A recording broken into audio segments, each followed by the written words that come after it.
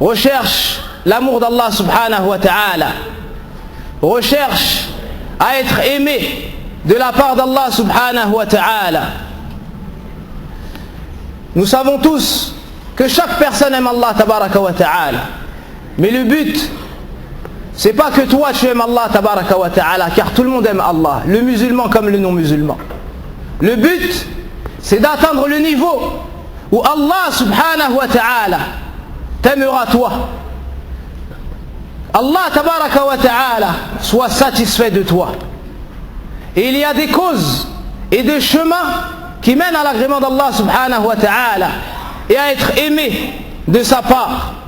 Et cela est un sujet qui a la plus haute importance, car Allah nous a créés pour un but immense, c'est l'adorer seul d'un culte sincère. Et si on met en pratique ces ordres, on arrivera à être aimé de la part d'Allah tabaraka wa ta'ala. Il nous faut maintenant savoir les chemins qui mènent à cet amour. Allah subhanahu wa ta'ala, parmi ses attributs, il y a l'amour, comme cela a été affirmé dans le Coran, dans Surat At-Tawbah, le repentir, et dans la Sunnah. Le prophète sallallahu alayhi wa sallam nous dit, lorsqu'Allah aime un serviteur, il appelle Jibril. Oh Jibril, j'aime un tel, alors aime-le. Jibril l'aime alors. Puis il appelle les gens des cieux, c'est-à-dire les anges. Allah aime un tel, alors aimez-le. Puis les habitants des cieux l'aiment, jusqu'à ce qu'on répande son agrément sur ce bas monde. Jusqu'à ce qu'on répande son agrément sur ce bas monde. Dans ce hadith immense, on voit la grande place de celui qui a aimé Allah subhanahu wa ta'ala. Allah tabaraka wa ta'ala t'appelle par ton nom. Allah azza wa jal te cite toi la créature faible, alors qu'il n'a pas besoin de toi. Mais pour nous montrer la grande place de ce serviteur, il fait ses éloges en l'appelant par son nom. Et il appelle qui? Il appelle le meilleur des anges. Le meilleur des anges, l'ange de la révélation, Jibril alayhi salam, l'ange le plus rapproché, un des anges les plus immenses et qui a la plus grande place auprès d'Allah tabaraka wa ta'ala. Allah l'appelle et lui dit, j'aime un tel, et il te cite toi par ton nom. Un des deuxièmes grands bienfaits de ce hadith, c'est que Jibril alayhi salam t'aime à son tour. Un des troisièmes bienfaits de ce hadith, les anges t'aiment, puis on répand ton agrément sur la terre. Si toi tu avais entendu, wallahi, qu'une personne parmi les grands de ce bas monde t'aime et fait tes éloges, wallahi que tu te serais réjoui de cela. Si tu aurais entendu que tel savant ou que tel roi fait tes éloges et t'aime, tu te serais réjoui de cela.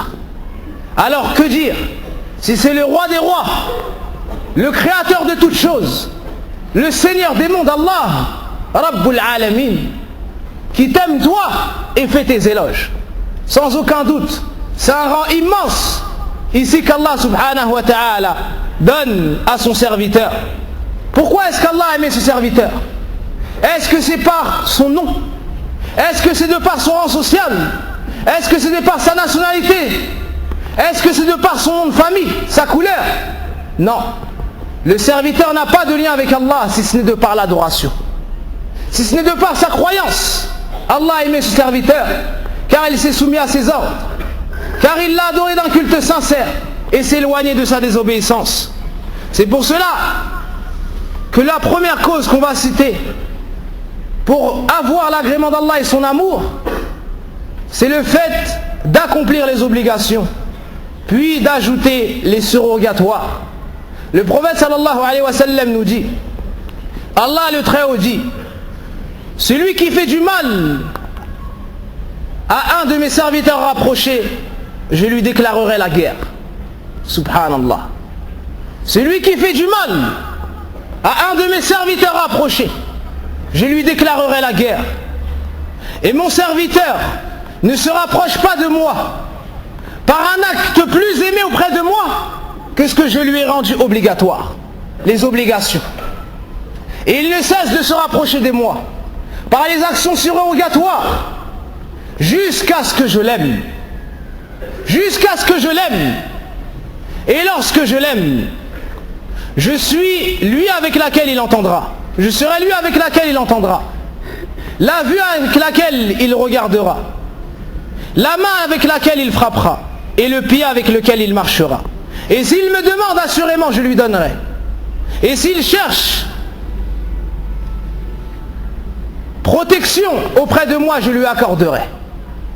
Dans ce hadith, on voit qu'une des plus grandes causes pour avoir l'amour d'Allah Azza wa Jal, c'est de mettre en pratique ce qu'il nous a ordonné. En commençant par l'unicité d'Allah Azza wa Jal, l'adorer d'un culte sincère. En commençant par l'aimer, le craindre et espérer tout ce qu'il y a auprès de lui. Puis les 5 prières quotidiennes obligatoires. Puis le jeûne du mois de Ramadan, s'acquitter de l'aumône légale, accomplir le pèlerinage. La piété filiale, le fait de maintenir les liens de parenté. Le respect des parents, l'éducation de l'épouse et des enfants, le droit des voisins et tout ce qu'Allah subhanahu wa ta'ala nous a ordonné.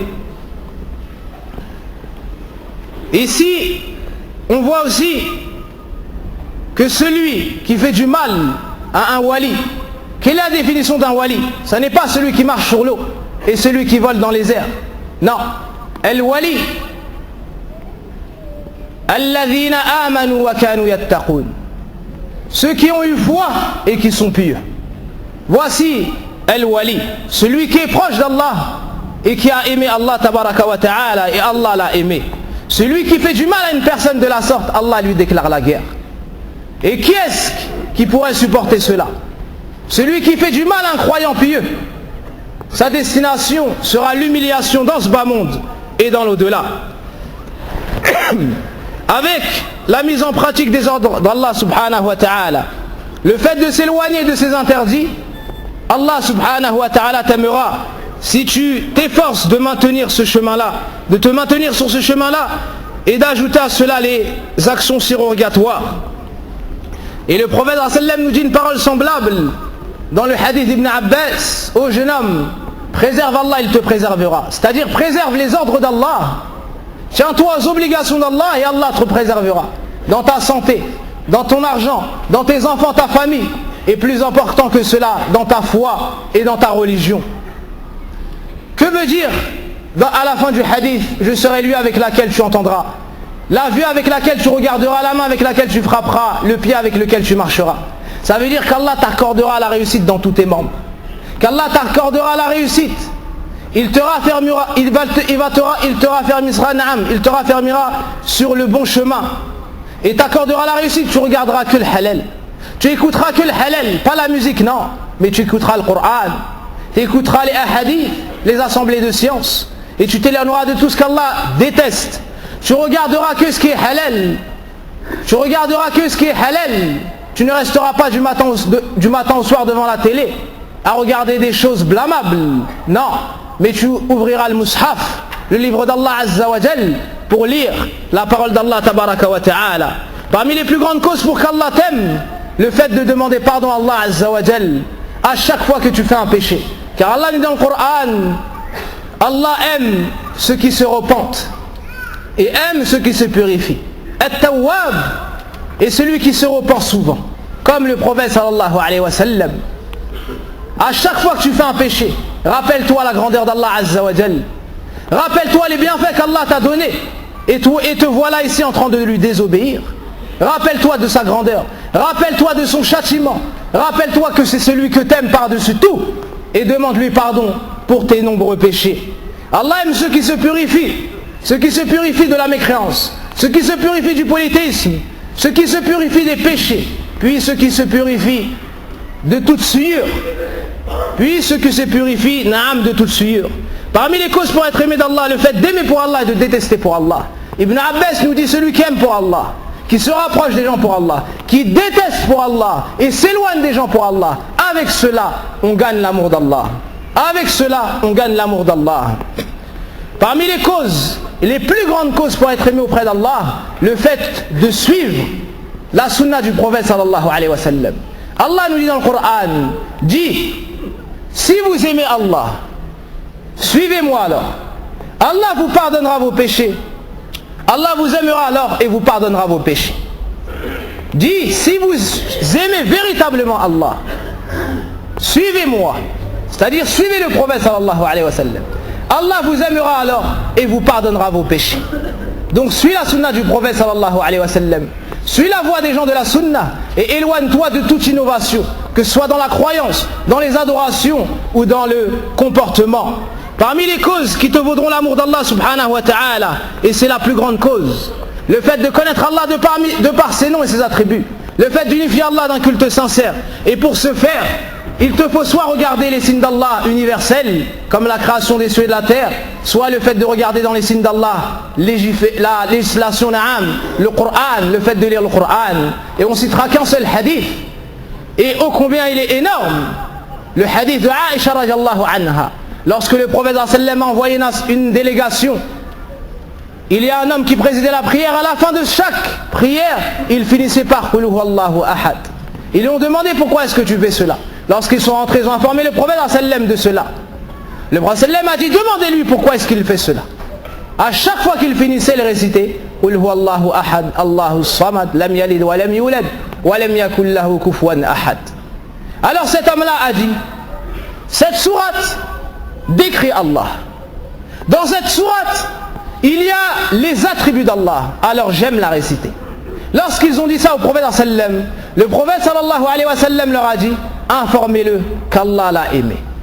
Informez-le qu'Allah l'a aimé. Alors ceux qui aiment le Coran, la lecture du Coran, la connaissance d'Allah à travers ses noms et ses attributs, ils gagneront incha'Allah l'amour d'Allah azza wa jal. Et le dernier point qu'on citera, c'est le fait de s'aimer pour Allah, se visiter pour Allah et s'asseoir pour Allah. Le prophète sallallahu alayhi wa sallam nous dit qu'Allah dit, j'ai rendu obligatoire mon amour pour ceux qui se sont aimés pour moi, se sont assis pour moi, se sont visités pour moi et ont dépensé pour moi. À tout cela, Allah subhanahu wa ta'ala a promis et a rendu obligatoire son amour. فنسأل الله سبحانه وتعالى أن يجمعنا مع هؤلاء الأبرار. اللهم صل على محمد وعلى آل محمد كما صليت على إبراهيم وعلى إبراهيم إنك حميد مجيد. اللهم بارك على محمد وعلى آل محمد كما باركت على إبراهيم وعلى آل إبراهيم إنك حميد مجيد. اللهم أعز الإسلام والمسلمين. اللهم أعز الإسلام والمسلمين وأذل الشرك والمشركين وأذل الشرك والمشركين. اللهم اشف مرضانا ومرضى المسلمين. اللهم اشف مرضانا ومرضى المسلمين والحمد لله.